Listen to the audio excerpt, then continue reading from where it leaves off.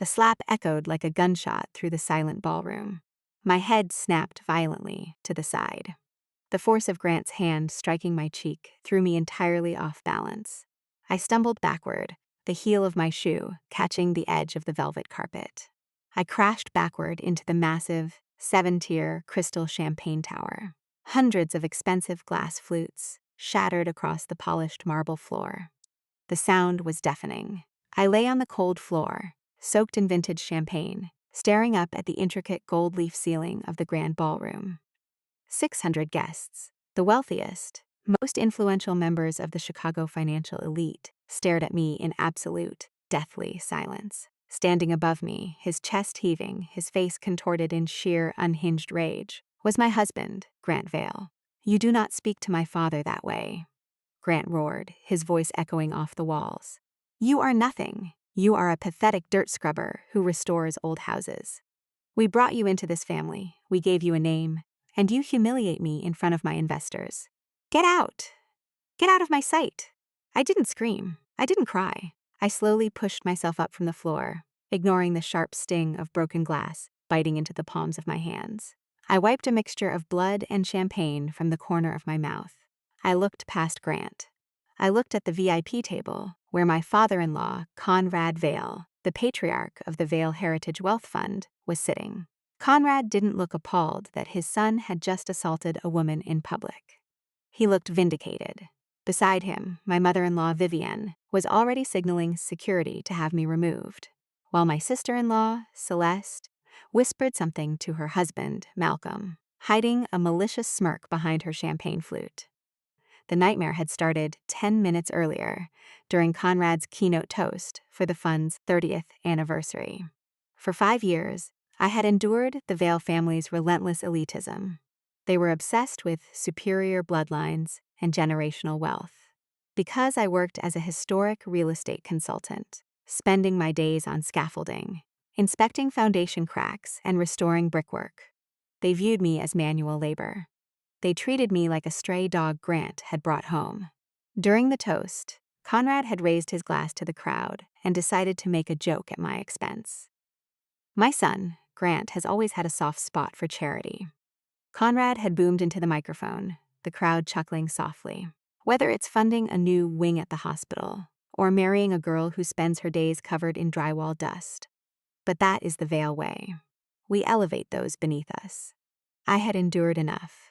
5 years of silent suffering finally snapped. I had walked up to the stage, taken the microphone from the podium, and looked out at the 600 investors. "It's true," I had said, my voice echoing clearly. "Grant does appreciate charity. Especially 3 years ago, when the Vale Heritage Fund was facing a massive margin call on a botched commercial real estate play. Grant needed $200,000 to cover his personal leverage before the SEC found out. So, as the charity case of the family, I emptied my personal savings and wired him the money. I suppose you could say I elevated him." The crowd had gasped. The room had gone dead silent. I had exposed the golden boy.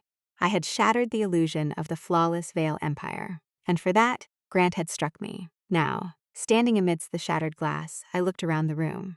Nobody moved to help me. Nobody called the police.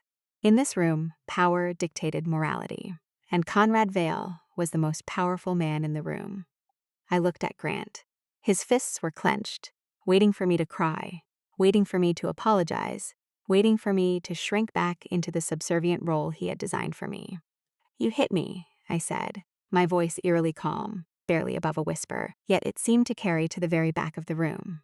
"You deserved it," Grant snapped, stepping toward me. "Now get out of this hotel before I have security drag you out by your hair. And don't bother going back to the house. I'm locking the doors. You are done, Clara. You have nothing."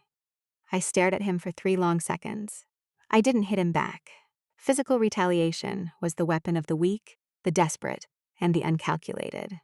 I turned around and walked out of the ballroom. I walked with my back straight, my chin high, leaving a trail of champagne footprints across the marble floor. I didn't stop until I reached the privacy of the grand marble restroom in the hotel lobby. I locked the door behind me. I stood in front of the massive, gold-rimmed mirror and looked at my reflection. My cheek was rapidly swelling, turning a dark, bruised purple. My dress was ruined. I was alone, humiliated, and technically homeless for the night. I reached into my clutch and pulled out my phone. For 10 years, I had lived a carefully constructed lie. I had changed my name to Clara Vale when I married Grant. But before that, I was Clara Blackthorne. I was the only daughter and the sole heiress of Augustus Blackthorne. My father was the chairman and majority shareholder of Blackthorne Global Capital, a private equity monolith that controlled hundreds of billions of dollars in global assets. He was a titan, a man who bought entire sovereign debts for sport. When I was 23, I had walked away from the empire. I wanted to build something of my own. I wanted to know what it felt like to be valued for my mind and my work, not for the zeros in my trust fund. I wanted to find a man who loved me because I was Clara, not because I was a Blackthorne. I had kept my true identity a total secret. Even Grant didn't know. To him, my parents were just quiet retirees living in Europe. I stared at my bruised face in the mirror. I had tried to live as a normal woman. I had tried to love a normal man. And my reward was a bruised face, public humiliation, and a husband who thought he could throw me away because I was financially beneath him. I scrolled past Grant's number. I bypassed my friends. I dialed a private, encrypted satellite number I hadn't called in 10 years. It rang once. Clara, a deep, cold, instantly recognizable voice answered. My father didn't ask how I was. He didn't ask about the weather. He heard the slight tremor in my breathing. Dad, I whispered, the word feeling strange on my tongue after a decade of independence. Where are you? Augustus Blackthorne asked. The temperature of his voice dropped 20 degrees. It was the voice that caused Wall Street executives to break out in cold sweats. I'm at the Peninsula Hotel, I replied, fighting the urge to cry. Dad, I need you to come get me. Are you hurt? Yes. There was a silence on the line. It wasn't a shocked silence. It was the silence of a nuclear warhead arming itself. Stay exactly where you are, my father said. I am sending a car. We will discuss the rest when you are safe. The line clicked dead. I didn't wait in the lobby. I walked out of the hotel and into the freezing torrential Chicago rain. I stood under the edge of the awning, letting the cold air numb the throbbing pain in my cheek. Before my father's car arrived, I needed to retrieve my most critical belongings. Grant said he was locking me out of the house, but Grant was an idiot who paid no attention to the historic structure of the estate we lived in. I hailed a passing cab and gave the driver the address to the massive stone manor in Lincoln Park. When I arrived, the rain was coming down in sheets. I walked up to the front door and tried my key. It wouldn't turn. The deadbolt had been engaged from the inside. I walked around to the back patio. The French doors were locked. The security system was armed, the red light glowing menacingly through the glass. Grant had already called the security company to revoke my access codes. I stood in the rain, my ruined dress clinging to my freezing skin. Grant thought he had locked the fortress, but I was the one who had spent 3 years restoring this house. I knew every brick, every pipe, and every structural vulnerability. I walked around to the side of the house, pushing through the wet hedges, until I reached a heavy iron grate set into the stone foundation. It was an old coal chute from the 1920s that I had personally converted into an emergency maintenance hatch. It wasn't wired to the modern security system. I crouched down in the mud, gripped the iron handle, and pulled. The heavy grate swung open. I slid feet first into the dark, narrow chute, dropping into the basement of my own home like a thief. I walked silently up the basement stairs and cracked the door leading to the main hallway. The house was quiet. Grant was still at the Gala, likely basking in the approval of his father, and drinking champagne to celebrate putting his charity case wife in her place. I crept upstairs to the master bedroom. I didn't care about my clothes. I didn't care about the furniture. I walked straight to my home office. I opened the floor safe hidden beneath the rug and pulled out my passport, my birth certificate, and a heavy, encrypted hard drive that contained 5 years of forensic analysis on the historic properties I had consulted on for the Vale Heritage Fund. I zipped the items into a waterproof backpack. As I walked back out through the master bedroom, I noticed something on the bed. It was a pair of red La Perla lace lingerie. They weren't mine. I didn't wear red lace. I stared at the lingerie lying carelessly on the silk sheets. My heart didn't break. It just turned to absolute ice. Grant hadn't just slapped me. He hadn't just humiliated me. He had been bringing another woman into my bed while I was out on construction sites, breathing drywall dust. I heard the sound of tires crunching on the gravel driveway below. I walked to the window and looked out. It wasn't Grant's Porsche. It was a massive, armored, black Mercedes Maybach, flanked by 2 black SUVs. The convoy sat idling in the driveway, the reins slicking off the heavily tinted windows. It was my father. I turned around, walked out of the bedroom, and went downstairs. I unlocked the front door from the inside, stepping out onto the porch, leaving the door wide open behind me. A man in a sharp black suit stepped out of the lead SUV and opened the rear door of the Maybach. I walked through the pouring rain and climbed into the back seat. Augustus Blackthorne sat in the plush leather seat across from me. He was 62 years old, with silver hair, sharp, predatory eyes, and a presence that consumed all the oxygen in the car. He didn't hug me. He didn't offer a warm, paternal smile. He looked at my ruined dress, my soaked hair, and finally his eyes locked onto the dark, purple bruise blossoming across my left cheek. For a terrifying moment, the interior of the car felt colder than the freezing rain outside. "Who did that?" Augustus asked, his voice deathly quiet. "My husband," I replied. My father reached over and poured a glass of scotch from the crystal decanter built into the center console. He handed it to me. "Drink," he ordered. I took a sip. The alcohol burned my throat, steadying my shivering nerves. "I tried to do it your way, Clara," Augustus said, leaning back in his seat, his eyes never leaving the bruise on my face. "I gave you 10 years. I let you play house. I let you pretend you were a normal woman. But you are not normal. You are a Blackthorne, and Blackthorns do not bleed for the entertainment of lesser men." "I know," I whispered, staring down at the glass. "So," Augustus said, steepling his fingers, "what do you want me to do? Do you want me to send men to break his legs? Do you want me to burn his house down?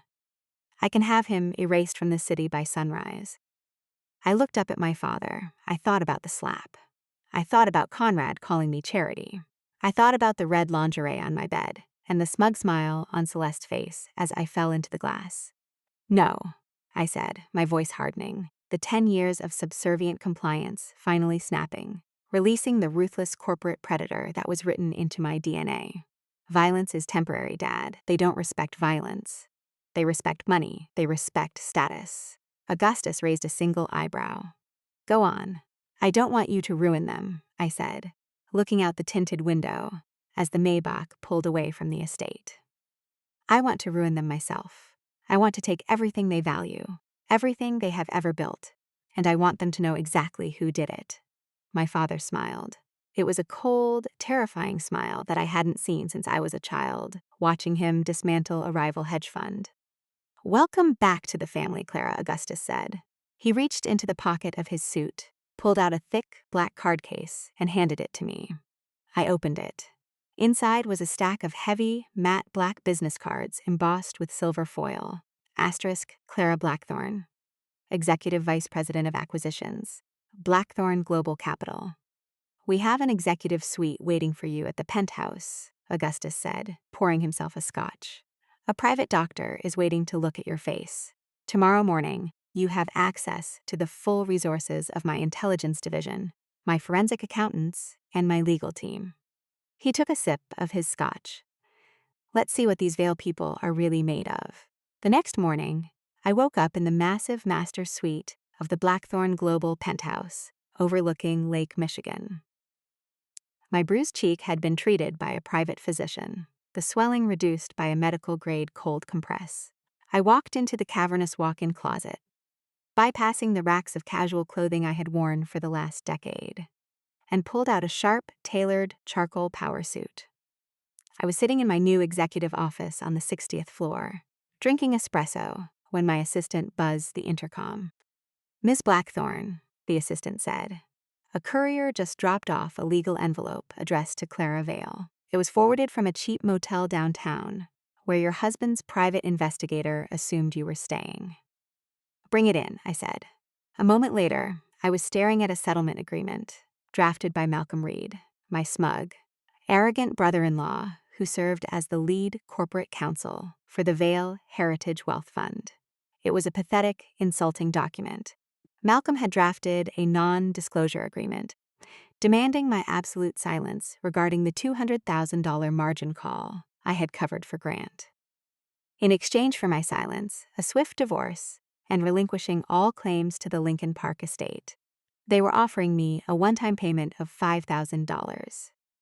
$5,000 to the sole heiress of a $200 billion empire.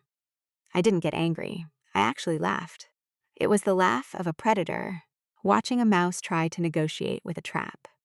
I ripped the settlement agreement in half, dropped it into the stainless steel trash can next to my desk, and pressed the intercom. "Send in the forensic acquisitions team," I ordered. For the next 4 hours, the boardroom attached to my office became a war room. I sat at the head of a massive mahogany table, flanked by 6 of the most ruthless forensic accountants and corporate intelligence analysts in the world. On the massive digital screen in front of us, the entire corporate structure of the Vale Heritage Wealth Fund was laid bare. "They project an image of generational wealth," I told the team, tapping my pen against the table. "But I lived with them for 5 years. They are entirely leveraged. They spend money like water to maintain their social standing, but their actual liquidity is thin. I want to know exactly what is bleeding them dry." The lead analyst, a sharp-eyed man named Harris, pulled up a massive real estate portfolio. "You're right, Ms. Blackthorne," Harris said, highlighting a massive block of debt. "The bleed is coming from their flagship commercial development, the Riverside Tech Corridor Complex. It's a $300 million project. They leveraged almost all of their liquid assets to secure the primary construction loans." I stared at the schematics of the Riverside complex. I knew this project. Grant had bragged about it endlessly at dinner parties. It was supposed to be the crown jewel of the Vale portfolio, a massive tech hub built on reclaimed industrial land near the Chicago River. But I was a historic real estate consultant. I didn't look at the beautiful glass facades. I looked at the dirt underneath them. "Pull the geological survey reports from the municipal archive," I ordered, "and cross-reference them with the foundational pour dates." Harris typed rapidly. A moment later, the screen flooded with structural engineering data. "My God," Harris whispered, zooming in on the reports. The foundational pilings were poured during an unprecedented saturation period. The soil compaction failed. The entire southern quadrant of the complex is slowly sinking into the riverbed. They can't finish construction until they execute a massive structural underpinning, which will cost tens of millions of dollars. Money they don't have, I said smoothly, the pieces of the puzzle falling perfectly into place. The project is a catastrophic loss. The construction loans are likely triggering covenant breaches, but Conrad Vale would rather die than admit his flagship project is a failure. So, where are they getting the liquidity to hide the margin calls and keep the project afloat? Harris and his team went to work. It took them less than 2 hours to find the answer. And when they did, the sheer brazen criminality of the Vale family took my breath away. "They aren't just hiding losses," Harris said, pulling up a series of heavily encrypted offshore wire transfers. "They are actively stealing from their own clients." Harris pointed to a complex web of shell companies. Malcolm Reed, the brother-in-law, set up an offshore trust in the Cayman Islands under his wife Celeste's name, Harris explained, to cover the margin calls on the Riverside project. Malcolm has been siphoning money out of the Vale Heritage Fund's client escrow accounts.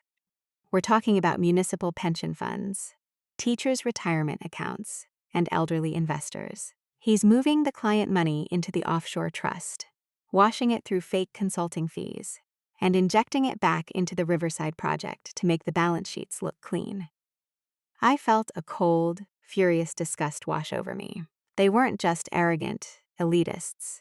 They were thieves who were stealing the life savings of working-class people to protect their own fragile egos.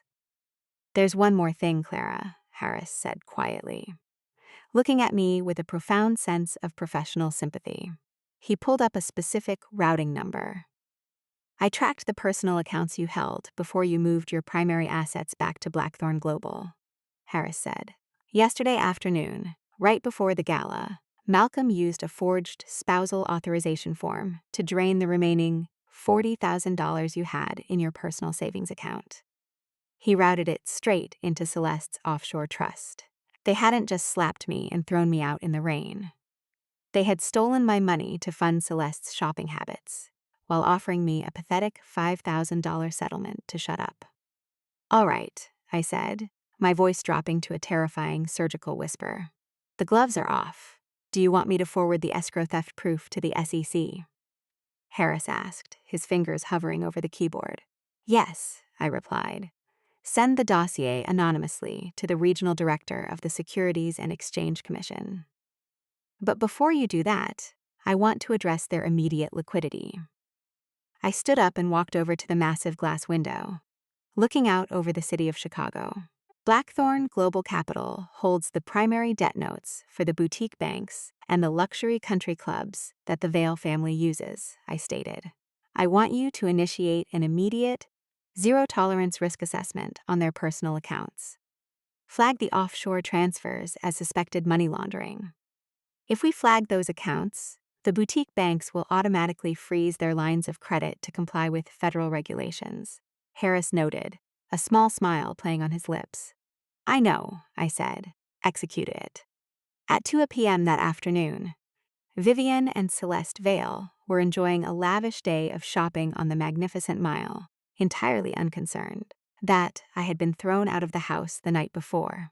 According to the intelligence report my security team compiled later that evening, they had spent 3 hours in a high-end designer boutique, piling over $50,000 worth of couture dresses, handbags, and jewelry onto the glass counter.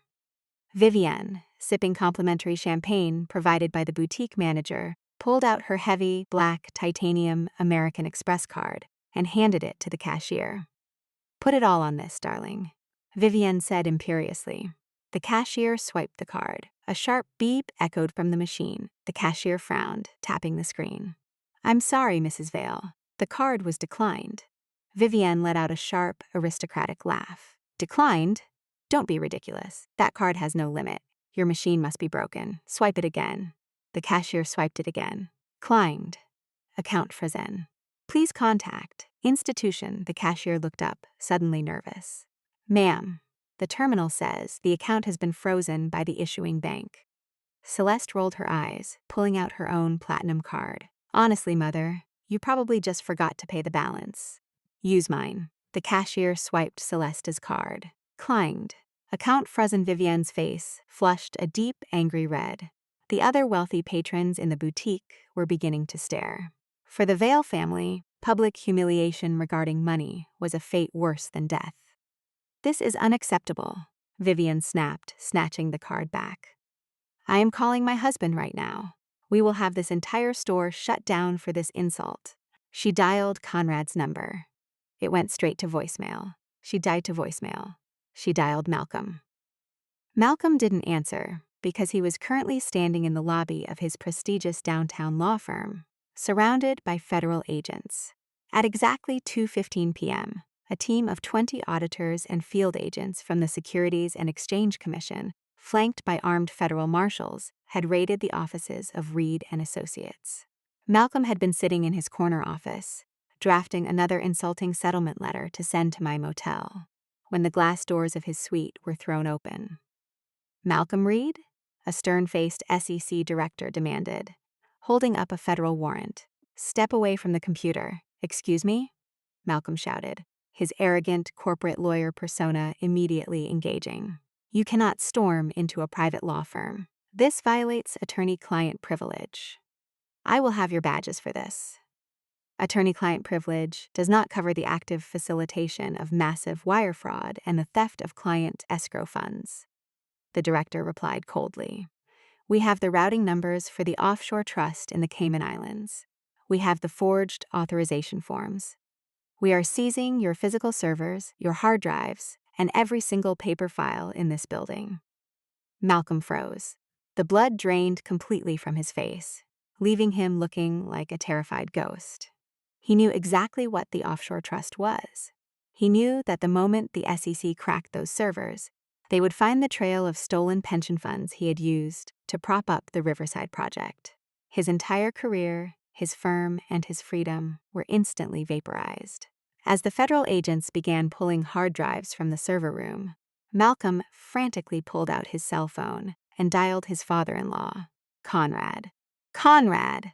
Malcolm gasped into the phone, hiding in the corner of his office. The SEC is here. They raided the firm. They know about the Cayman Trust. They know about the escrow funds. What? Conrad roared on the other end of the line, the panic in his voice absolute. How is that possible? You encrypted those files. Someone tipped them off. Malcolm panicked.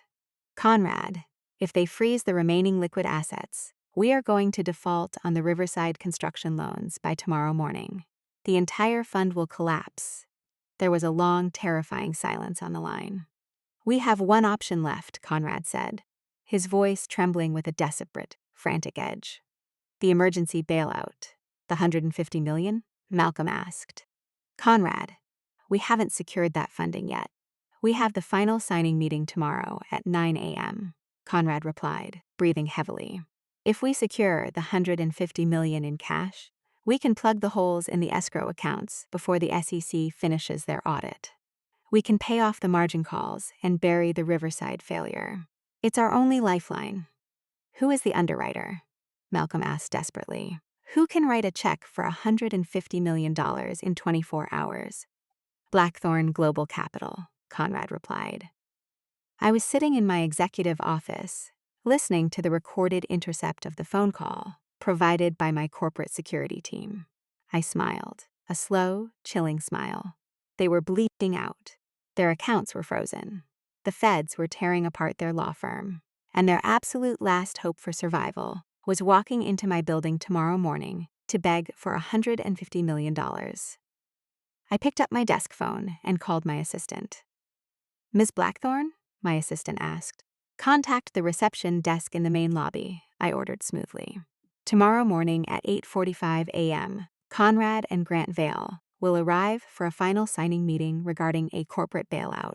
Understood. Should I have them sent to the standard meeting rooms? No, I replied, staring out the window at the Chicago skyline, anticipating the sheer, unadulterated devastation I was about to unleash. Send them directly to my private boardroom on the top floor. I want to handle this signing personally. The next morning, at exactly 8:45 a.m., a black town car pulled up to the sweeping glass entrance of Blackthorne Global Capital in downtown Chicago. Conrad and Grant Vale stepped out. They were both wearing bespoke Italian suits, carrying expensive leather briefcases, projecting the polished, untouchable image of high finance billionaires. But beneath the expensive tailoring, they were bleeding to death. They walked into the soaring, marble-floored lobby of the Blackthorne Tower. Remember, Grant? Conrad whispered sharply as they approached the reception desk. Project total confidence. Blackthorne doesn't know about the SEC RAD yet. If we secure this $150 million injection today, we can cover the escrow accounts by noon. We plug the hole, and the fund survives. Grant nodded, adjusting his silk tie. His hand was trembling slightly. The arrogant man who had slapped me 36 hours earlier was now sweating through his custom shirt, terrified of losing the only thing that gave him an identity, his money. They approached the front desk. Conrad and Grant Vale. Conrad announced to the receptionist. We are here for the final signing of the corporate bailout package. We have a 9 o'clock appointment with the acquisitions team. The receptionist checked her screen. Ah, yes. Mr. Vale, she smiled politely. The executive vice president has requested to handle your signing personally. Please take the private elevator to the 60th floor. Security will escort you to the executive boardroom. Conrad and Grant exchanged a quick, triumphant look. VP, Conrad muttered to Grant as they stepped into the private elevator. They're taking us seriously. This is excellent. We walk in, we sign the papers, and we get the hell out of here with the liquidity.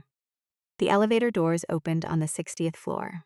Two massive, silent security guards in dark suits escorted them down a wide, glass-walled corridor. They stopped in front of double mahogany doors, leading to the primary executive boardroom.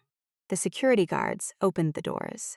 Conrad and Grant walked in, putting on their most charismatic, confident smiles, ready to shake hands with the executives who were about to save their lives. The massive boardroom was empty, except for a single person. I was sitting at the absolute head of the 40-foot mahogany table. I was wearing my charcoal power suit. My hair was pulled back into a sharp, flawless chignon. The faint purple bruise on my left cheek was entirely exposed, a quiet testament to the violence of the man walking through the door. I had a fresh espresso in my hand and a thick, red leather folder resting on the table in front of me. Conrad stopped dead in his tracks. His charismatic smile vanished instantly, replaced by sheer, utter confusion. Grant's reaction was entirely different. The moment Grant saw me sitting at the head of the table, his face contorted in a flash of pure, unadulterated rage. He didn't process the surroundings. He didn't process the tailored suit. He only saw the wife he had thrown out in the rain, the charity case, who had somehow managed to humiliate him again by breaking into his most important meeting. "What the hell are you doing here?" Grant yelled, storming toward the table, completely losing his composure. "How did you get in here? Are you following me?" I didn't flinch. I took a slow sip of my espresso, my eyes locked onto him. "I told you I locked the doors, Clara," Grant screamed, his face turning red. "You think you can follow me to my corporate meetings and cause a scene to get money out of me? You think you can extort me after what you pulled at the gala? I offered you $5,000, and you ripped it up. Now you get nothing." He turned toward the security guards standing at the door. "Guards," Grant barked, pointing a shaking finger at me. "I want this woman removed immediately. She is my estranged wife. She is mentally unstable, and she is trespassing in a private corporate facility." The security guards didn't move. They didn't even blink. They just stood there, their hands clasped behind their backs. Grant frowned. "Did you hear me? Remove her before the executive VP gets here." "Grant," Conrad whispered. Conrad Vale was an arrogant man, but he wasn't an idiot. He had survived on Wall Street for 30 years. He had finally processed the room. He processed the multi-million-dollar art on the walls, the two silent security guards, and the absolute, terrifying calmness radiating from the woman sitting at the head of the table. Conrad looked at me. His eyes darted to the heavy, matte black business card resting on the mahogany table in front of my espresso cup. "Grant," Conrad said again, his voice dropping to a terrified, breathless croak. "Shut up, Dad. What are you talking about?" Grant snapped. "She's trying to ruin the bailout." I placed my espresso cup down on the saucer. The sharp click echoed loudly through the cavernous boardroom. I picked up the black business card and slid it slowly across the polished wood. It slid exactly to the edge of the table, stopping directly in front of Grant. Grant glared at me, then looked down at the card. Asterisk. Clara Blackthorne, Executive Vice President of Acquisition. Global Capital. Grant stared at the silver embossed lettering. His brain, which had spent 5 years viewing me as a subservient, manual laborer, completely short-circuited. He looked at the card. He looked at me. He looked at the walls of the boardroom. "Blackthorne," Grant whispered, the word tasting like ash in his mouth. "Your maiden name? It's Blackthorne. Augustus Blackthorne is my father," I stated, my voice echoing with the cold, absolute authority of the empire I had inherited. "Welcome to my building, Grant." The silence in the boardroom was so profound it felt like a vacuum. Conrad Vale stumbled backward, his knees practically giving out. He grabbed the back of a leather chair to steady himself. The man who had stood on a stage and called me his son's charity case had just realized he was standing in the castle of the most powerful financial family in the world. And he was begging them for his life. "Clara," Conrad stammered, his face turning a sickly shade of gray. We didn't know. We had no idea." "I know you didn't, Conrad," I replied smoothly, opening the red leather folder on the table. "Because if you had known, you wouldn't have spent 5 years treating me like a stray dog.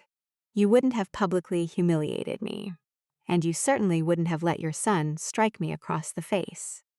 Grant was hyperventilating. He looked like a man who had just stepped on a landmine and heard the click. "Clara, baby, please," Grant gasped, taking a step toward the table, his hands raised in desperate surrender. I was stressed. The margin calls, the pressure from the fund. I snapped. "I didn't mean to hit you. You know I love you. I was out of my mind." "You were completely in your right mind, Grant," I corrected him coldly. "You hit me because you thought I was powerless. You hit me because you thought there would be absolutely no consequences for breaking me." I tapped the red folder. "Let's talk about the consequences," I said. I flipped the folder open. "You are here to secure a $150 million liquidity bailout for the Vale Heritage Wealth Fund," I began, reading from the forensic audit Julian's team had prepared. "You need this money to cover the catastrophic structural failure of the Riverside Tech Corridor Complex, a project you built on sinking soil because you were too cheap to pay for proper foundational underpinning." Conrad closed his eyes, a pained groan escaping his throat.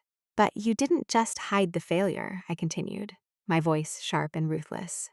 "When the margin calls hit, your son-in-law, Malcolm, created an offshore shell trust in the Cayman Islands. He siphoned millions of dollars out of your clients' escrow accounts, teachers' pensions, municipal retirement funds, to falsely inflate your balance sheets and trick the construction lenders. How do you have this?" Conrad whispered, absolutely horrified. "Because I am the executive VP of acquisitions," I replied. "When someone asks me for $150 million, I run a background check. And my background check revealed a massive, coordinated federal crime." I looked directly at Grant, who was shaking visibly. "And while Malcolm was stealing Payne pension funds," I added quietly, "you decided to use a forged spousal authorization form to drain the remaining $40,000 out of my personal savings account, transferring it to your sister's offshore shell so she could go shopping on Michigan Avenue." Grant opened his mouth, but no sound came out. "You didn't just steal from your clients, Grant," I said, my voice dropping to a terrifying whisper. "You stole from me, the woman who gave you $200,000 to save you from your own stupidity 3 years ago. You took the last dime I had, and then you threw me out in the rain." I pulled a heavy, solid gold fountain pen from the inner pocket of my blazer. I pulled the final page of the bailout contract from the red folder. "Clara, please," Conrad begged, tears actually forming in the eyes of the arrogant patriarch. "If you don't sign that bailout, the construction lenders will call our debt in an hour. The fund will default. The SEC is already tearing Malcolm's office apart. If we don't have this liquidity, we are finished. My family will lose everything." "I know," I said. I placed the pen on the signature line. I didn't sign it. I drew a massive, thick black line straight through the approval box. I picked up a red rubber stamp resting next to my espresso cup. I pressed it firmly into the ink pad and slammed it down onto the contract. *Biladin. "The Vale Heritage Wealth Fund is officially insolvent," I announced, closing the red folder. "Blackthorne Global Capital will not extend a single dollar of credit to your fraudulent enterprise. You are bankrupt, Conrad." Conrad Vale collapsed into the leather chair, putting his head in his hands, openly weeping as 30 years of generational wealth and elitist arrogance evaporated in a single second. Grant dropped to his knees. He didn't just kneel. He collapsed onto the floor of the boardroom, crawling toward the head of the table.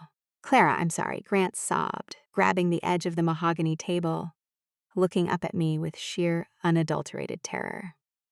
"I'm sorry I hit you. I'm sorry I locked you out. Please, I love you. You're my wife. You can't let them send me to prison. You can't let me lose everything. Please, Clara." I looked down at him.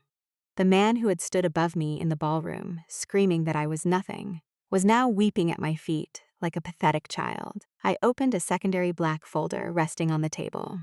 I pulled out a fresh stack of legal documents.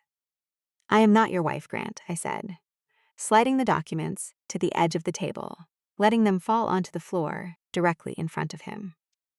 "I am the woman who is taking the rest of your life." Grant looked down at the papers. They were the final divorce decrees, drafted by my father's legal team overnight. "Read it carefully," I instructed him. "I am keeping the Lincoln Park estate. I am keeping the cars. I am keeping every single asset acquired during our marriage. You, however, are assuming 100% of the fraudulent debt you incurred through the forged spousal authorizations and the stolen escrow funds. You are walking out of this marriage with nothing but a massive federal liability. No, Grant choked, shaking his head. No, you can't do this to me. I'll fight it in court. I won't sign it. If you don't sign it right now, I replied, my voice as cold as absolute zero, I will hand the security footage of you striking me at the gala over to the Chicago Police Department. I will press charges for felony domestic battery. I will ensure the SEC has unfettered access to the offshore routing numbers. I will bury you so deep in federal litigation that you won't see sunlight for 20 years. I picked up a cheap plastic pen from the table and dropped it onto the floor next to him. Sign it, I ordered, or I call the police right now. Grant stared at the plastic pen on the floor. He had no leverage. He had no money. He had no power. He was utterly, comprehensively defeated by the woman he thought was a charity case. With trembling, defeated hands, Grant picked up the pen.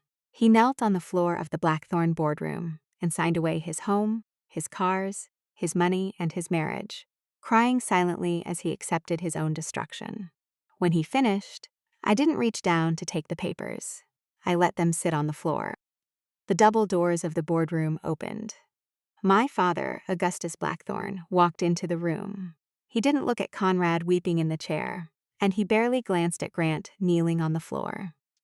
He walked up to the head of the table and stood beside me, looking down at the ruined men who had dared to touch his daughter. Is the business concluded, Clara? Augustus asked, his voice echoing with terrifying power. Yes, Dad, I replied, standing up and buttoning my charcoal blazer. The bailout is denied. The divorce is finalized. Excellent, Augustus nodded. He turned to the two massive security guards waiting at the door. Remove this trash from my building. If they ever attempt to contact my daughter or enter a Blackthorne property again, break their legs. The security guards moved instantly. They grabbed Grant by the shoulders, hauling him off the floor, ignoring his pathetic, pleading sobs. They pulled Conrad out of the leather chair. Clara, please, Grant screamed, dragging his feet as the guards hauled him toward the door. I'm sorry. I stood at the head of the table, entirely unmoved, watching them go. You slapped me in front of 600 people, Grant, I said quietly, the finality of my words silencing his screams. I bankrupted you in front of the only people who mattered. The heavy mahogany doors slammed shut, cutting off his cries, leaving my father and me alone in the silent, victorious boardroom. The collapse of the Vale Heritage Wealth Fund was not a slow, agonizing decline. Because of the sheer magnitude of their leverage and the immediate, brutal freeze on their credit lines initiated by Blackthorne Global Capital, the destruction was instantaneous.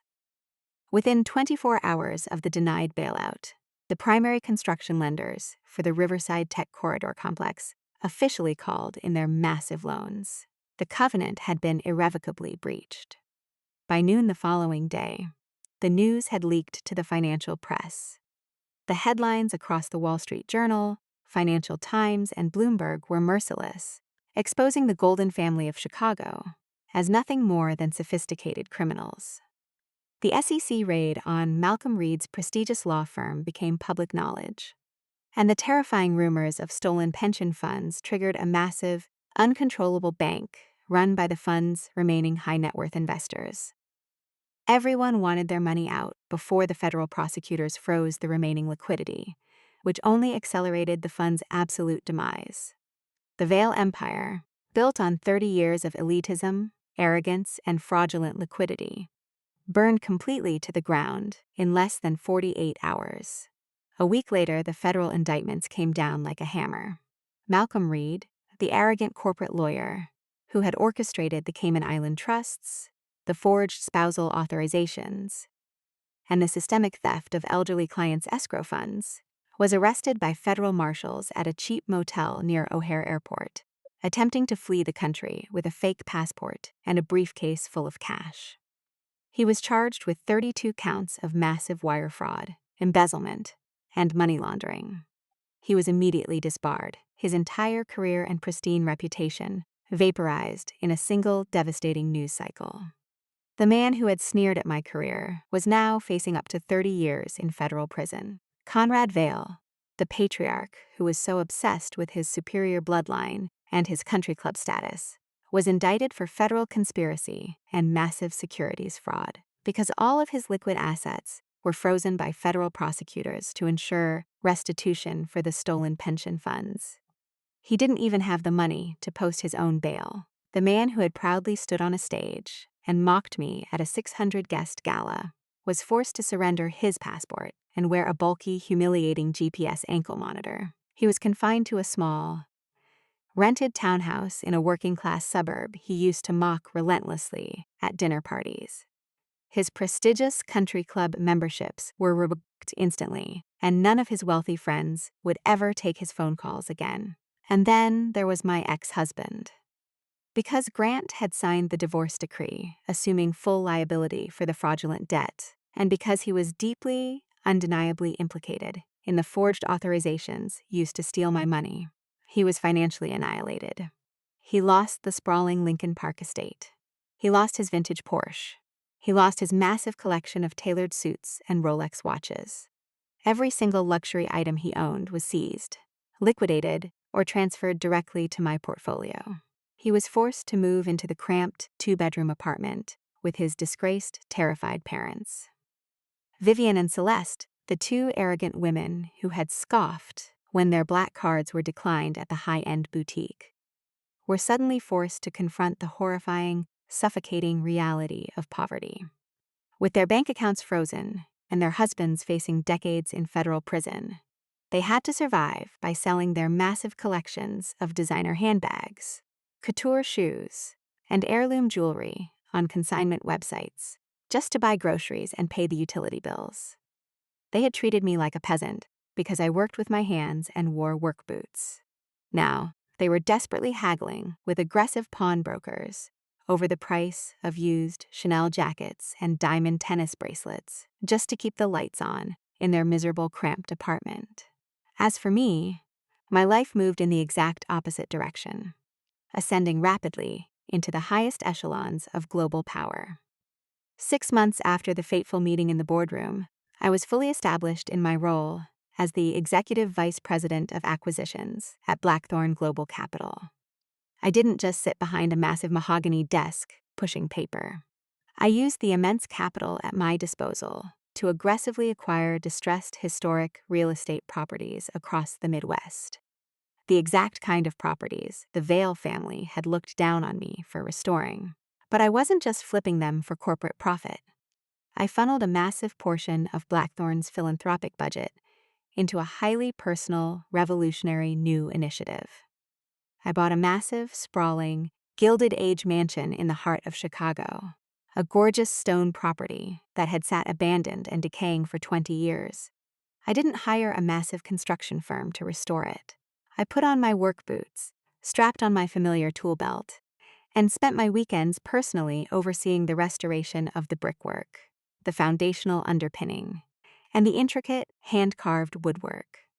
It was physically exhausting, but deeply healing work. I poured my heart into the project, transforming the crumbling mansion into the Blackthorne Sanctuary. It was a state-of-the-art, fully funded, highly secure shelter and financial rehabilitation center, explicitly designed for women escaping domestic and financial abuse. I hired top-tier financial advisors, trauma therapists, and career counselors. I wanted to create a fortress where women who had been financially trapped, gaslit, and humiliated by abusive, narcissistic men could come to rebuild their credit, learn intense financial literacy, and completely reclaim their independence. I knew exactly what it felt like to be terrified, isolated, and reliant on a man who thought his money gave him the right to be cruel. I knew what it felt like to have my self-worth entirely tied to the volatile approval of an arrogant husband. I had the unbelievable luxury of a billionaire father to pull me out of the freezing rain, but millions of women didn't have that safety net. Now, they had the sanctuary. One crisp, clear autumn morning, the sanctuary was hosting its grand opening ceremony. The press was there, cameras flashing brilliantly as reporters documented the stunning restoration. Local politicians were there, shaking hands and admiring the architecture. My father, Augustus Blackthorne, was standing proudly near the front row, watching with a rare, genuine smile as I cut the heavy silk ribbon across the front doors of the restored mansion. After the ceremony, I was standing in the beautifully manicured courtyard, speaking with a group of our new financial counselors, when my head of security approached me. "Miss Blackthorne," the security chief said quietly, leaning in close so the press wouldn't hear, "we have a slight issue at the perimeter gate in the back alley. A man is trying to get in. He doesn't have an invitation, and he's causing a scene, begging the guards to let him through. He says he desperately needs to speak with you." "Who is it?" I asked, my voice perfectly level. "He says his name is Grant Vale." I felt a cold, sharp spike of adrenaline, a phantom echo of the fear I used to feel when he raised his voice. But I didn't panic. I wasn't the woman who had cowered on the floor of the gala anymore. "Bring him to the side alley, away from the cameras," I instructed the security chief. "Keep him strictly away from the press. I'll deal with him personally." I walked around the perimeter of the massive stone mansion, the crunch of gravel under my designer, heels the only sound in the quiet alleyway. 2 massive Blackthorne security guards were standing by the heavy iron gate, their arms crossed. Standing on the other side of the thick iron bars was Grant. If I hadn't known it was him, I genuinely might not have recognized him. He looked completely, fundamentally destroyed. He was wearing a cheap, synthetic, ill-fitting suit that looked like it had been bought off the rack at a discount store. His face was deeply gaunt. His eyes were sunken and bruised with exhaustion, and the arrogant, entitled swagger that used to define his entire personality had entirely evaporated. According to my intelligence reports, he was working as a junior outbound sales associate at a low-level, high-turnover insurance firm, making minimum wage plus a pathetic commission. Every single paycheck he earned was aggressively garnished by the federal government to pay back the victims of the Vale Heritage Fund's massive fraud. He looked at me through the cold iron bars. He looked at my tailored emerald power suit, the flawless diamond earrings, the absolute aura of untouchable power radiating from me. "Clara," Grant rasped, his voice trembling with a pathetic, sickening desperation. "Clara, please. I just need 5 minutes of your time. Just 5 minutes." "You don't have 5 seconds, Grant," I replied coldly, stopping exactly 3 feet away from the gate, entirely out of his reach. "Why are you here? If you violate the restraining order again, the police will arrest you on the spot." "I have nowhere else to go," Grant sobbed, gripping the iron bars, his knuckles turning white from the strain. "The feds took everything, Clara. They took the cars, they took the house, they took the bank accounts. My dad is going to federal prison. Malcolm took a plea deal and threw us all under the bus to save himself. I'm living in a 2-bedroom apartment with my mother, and I can't even afford to buy basic groceries because the government takes 80% of my paycheck. I'm drowning, Clara. I can't live like this." I stared at him, feeling absolutely nothing. The sheer breathtaking audacity of a narcissist never truly fades. It just mutates into victimhood when they lose their power. "And you thought coming here to crash my charity opening would solve that?" I asked, my tone dripping with aristocratic disdain. "You're a billionaire, Clara," Grant cried, the tears spilling down his gaunt cheeks, completely abandoning whatever shreds of dignity he had left. "You have billions of dollars. I know I messed up. I know I hurt you. But you ruined my entire life. You took everything from me. Just give me a loan. $50,000. Just enough so I can move out of that miserable apartment and start over somewhere else. 50,000 is absolutely nothing to you." I looked at the man who had slapped me so hard I crashed into a crystal champagne tower. I looked at the man who had cheated on me in our own bed with a woman wearing red lace, who had stolen my hard-earned savings to fund his sister's shopping sprees, and who had locked me out of my own home in the freezing, pouring rain. He wasn't asking for forgiveness. He was asking for an ATM. He still thought he could use me. I stepped closer to the iron gate, looking directly into his desperate, bloodshot eyes. "You're right, Grant," I said. my voice dropping to a terrifying surgical whisper. $50,000 is absolutely nothing to me. I spend $50,000 on catering for quarterly board meetings. Grant looked up, a pathetic glimmer of desperate hope flashing in his eyes. He thought his manipulation was finally working. But I wouldn't give you 50 cents if you were starving to death in the gutter, I continued. My eyes locked onto his, completely devoid of empathy, warmth, or forgiveness. The hope in his eyes shattered instantly, replaced by absolute horror. You didn't mess up, Grant, I told him, delivering the brutal, undeniable truth he had spent his entire life avoiding. You are exactly who you have always been. An arrogant, entitled parasite who thinks he deserves the world without ever working for it. You hit me because you thought I was a charity case. You thought I was weak. You thought I had nowhere to go and nobody to protect me. I leaned in closer to the bars, the scent of his cheap cologne making my stomach turn. Well, look at me now, I whispered softly. I own the building you're standing behind. I own the bank that holds the mortgage on your pathetic apartment. I own the debt that is crushing your family into the dirt. You wanted to be the most powerful man in the room, Grant? You're not even the most powerful man in this alley. Grant let go of the bars, stumbling backward as if he had been physically struck. The reality of his absolute, irreversible defeat finally crushed the last remnants of his fragile ego. You're a monster, Grant wept, shivering in his cheap suit, hugging himself against the cold autumn wind. No, I replied smoothly, turning away from the gate and adjusting the cuffs of my blazer. I'm a Blackthorne. I nodded to the security guards. If he doesn't leave in 10 seconds, break his jaw. I didn't wait to see him run. I turned my back on him and walked back into the beautiful, sunlit courtyard of the sanctuary, leaving the ghost of my past, standing in the shadows of the alley, exactly where he belonged. I rejoined my father and the board of directors. We raised glasses of vintage champagne to celebrate the opening of the foundation. The champagne didn't taste like the bitter, humiliating vintage from the Vale Gala. It tasted like absolute victory. It tasted like freedom. I had spent 5 years hiding my power because I thought it would make me unlovable.